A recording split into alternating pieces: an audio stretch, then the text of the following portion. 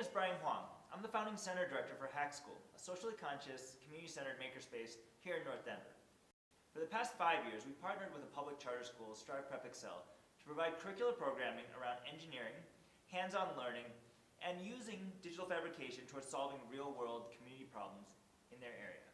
We plan to use the InfyMaker award to help fund the design, build, and construction of a mobile HackSchool make it, break it, fix it, tinker with it space that we can put into a trailer and bring around our local community. We designed the HackSchool Make, Break, Tinker Lab trailer alongside our students using SketchUp. In the model and in our idea concept, we included all the essentials that we would want to have in the field.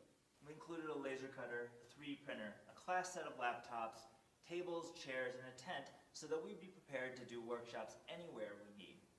We also think it's important that all the tools are available when we're out in the community. We really fully believe that we want to be able to build with our community members as well as for our community members.